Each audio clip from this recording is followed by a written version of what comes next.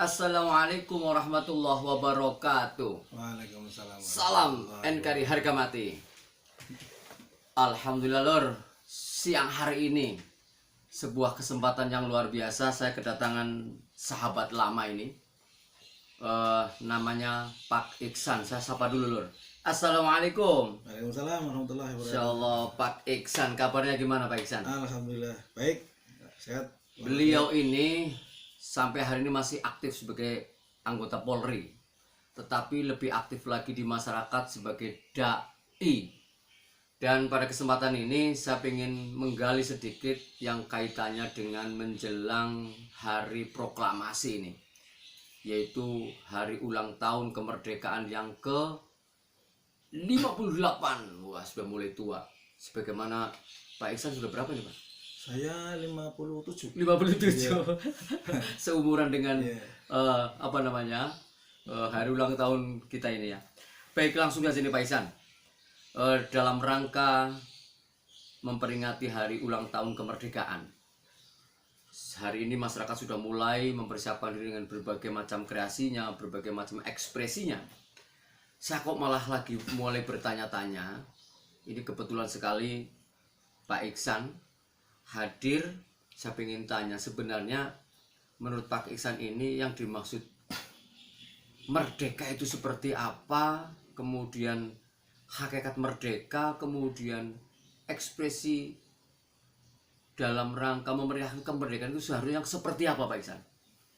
Monggo Pak. Oke.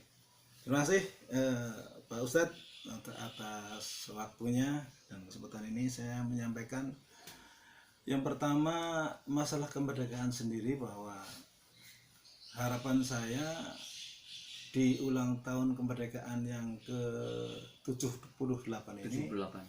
semua anak bangsa menyadari, mensyukuri bahwa Indonesia ini telah merdeka, sudah mencapai angka tahun yang ke-78. Nah, kemerdekaan ini kenapa perlu disyukuri? Karena ini merupakan nikmat yang besar bagi bangsa Indonesia, di mana semua komponen bangsa bisa merasakan hasil daripada kemerdekaan ini sangat luar biasa. Dari mulai adanya pendidikan yang diselenggarakan oleh negara, hukum yang ditata oleh negara, kemudian ada ekonomi yang ditata oleh negara, dan banyak sekali hal-hal yang ditata oleh negara yang semuanya dipersembahkan kepada bangsa Indonesia. Ini salah satu nikmat kemerdekaan yang dirasakan oleh bangsa Indonesia dari mulai tahun 45 sampai dengan tahun 2023 ini. Terkait dengan makna kemerdekaan sendiri, ini bukan pendapat saya, tapi saya hanya mengutip apa yang disampaikan oleh para pejuang atau yang melahirkan para founding fathers negara ini yaitu terutama Bung Karno. Menurut Bung Karno, bahwa kemerdekaan yang hakiki itu satu, berdaulat di bidang politik, yang kedua mandiri di bidang ekonomi, yang ketiga bermartabat dalam budaya. Nah, ini yang perlu dicermati dan mungkin menjadi keprihatinan kita bersama, bahwa kemandirian kedaulatan di bidang politik ini yang mungkin saya sendiri melihat sudah banyak ternoda, Kemudian kemandirian ekonomi juga demikian, karena negara kita sudah tidak lagi punya kemandirian. Karena ada ketergantungan dengan luar negeri di bidang ekonomi. Nyatanya kita bukan lagi ngerasani negara, cuman ini sudah menjadi rahasia umum bahwa kita punya beban utang banyak ke luar negeri untuk menopang kebutuhan anggaran daripada negara kita. Ini yang saya baca di beberapa media yang selama ini masyarakat juga baca, saya kira ya. Ya, sama-sama. Yang ketiga, bermartabat di bidang bermartabat dalam budaya. Nah, ini yang juga menjadi keprihatinan bersama, karena ada yang mengatakan sekarang kalau orang Indonesia ke sana, ke Saudi, sudah ada yang bilang Abah Khomsin. Masya Allah, Abah Khomsin gitu Abah ya. Khomsin. Aduh, Artinya apa itu Abah Khomsin kalau diterjemahkan? artinya Abah Khomsin itu berarti seorang bapak yang punya anak merantau Yang di dijual. Saudi Arabia sana, melayani majikannya dibayar 50 real. Masya Allah. Jadi Nah, ya ini di luar negeri ya, di Arab Saudi ada yang bilang seperti itu, ini merupakan keprihatinan kita bersama. Ya. Jadi berbalik 180 derajat dari di era sebelum merdeka ya. Dulu pada saat sebelum merdeka, di mana pada saat Khadir Hasyim Asy'ari dan Kiai Haji Ahmad Dahlan menimba ilmu di Mekah, itu yang datang ke Saudi itu para alim ya, ulama-ulama seperti Syekh Khatib Minangkabawi, Syekh Mahfud At-Turmusi ya, Syekh Nawawi Al-Bantani, dan banyak lagi yang ulama-ulama Indonesia yang di sana sebagai guru besar, bukan sebagai santri tapi sebagai guru besar. Guru besar. Nah, sekarang yang datang ke sana tenaga kerja TKI, TKW Ya. yang ya ini cerita-cerita banyak orang ya, cerita banyak orang, ada yang mau digauli sama majikane dengan dibayar 50 real, sehingga tersebar orang Indonesia ke sana, banyak yang dipanggil Abah Khomsin. Ini perhatian besar bagi kita. Jadi Soal martabat tadi ya. ya, martabat bangsa. Jadi marilah saya mengajak kepada semua anak bangsa Indonesia ini, marilah kita kembalikan martabat bangsa kita yang sudah begitu terpuruk di mata dunia, di mata orang-orang asing ya. Bagaimana caranya biar kita punya martabat lagi ya, kita punya membangkitkan lagi martabat di mata dunia. Ya. Kemudian bagaimana kita bisa berjuang agar kita terbebas dari lilitan utang luar negeri, agar kita bisa benar-benar berdaulat di bidang politik, tidak ada intervensi dari manapun. Itu harapan kami. Nah, kemungkinan ya kita kembalikan kembali kepada nilai kejuangan.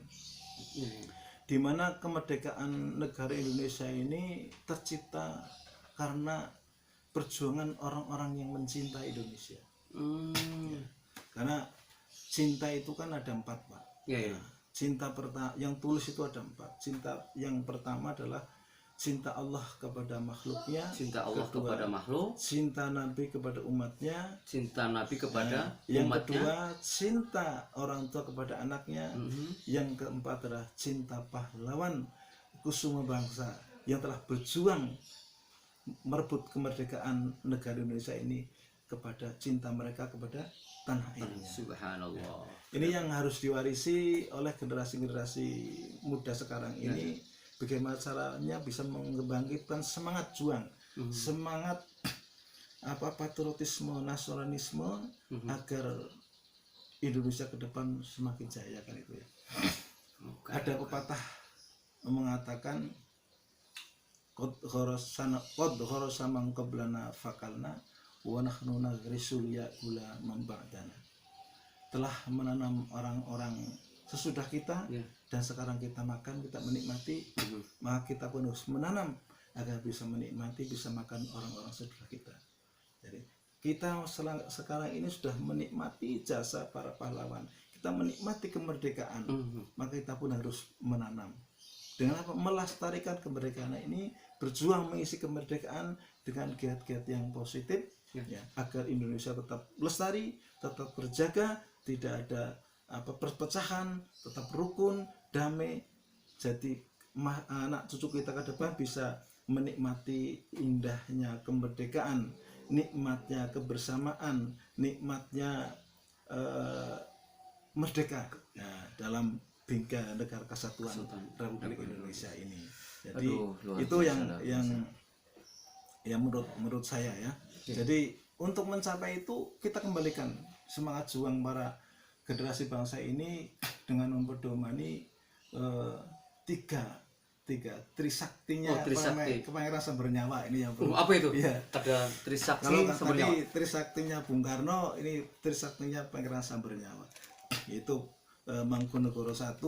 Ya, jadi kalau tidak salah simbahnya atau buyutnya Pangeran Diponegoro itu ya. Buyutnya Ya. Pangeran Diponegoro. Seorang pahlawan yang tidak terkalahkan ya. Ya. Ya, sampai zaman perang Diponegoro waktu itu. sebelum perang Pangeran Sambernyawa itu kan tidak pernah kalah, sehingga Belanda waktu itu menderita kerugian yang banyak. Oh iya. Ya, diulangi lagi kepada cucunya itu Pangeran Diponegoro.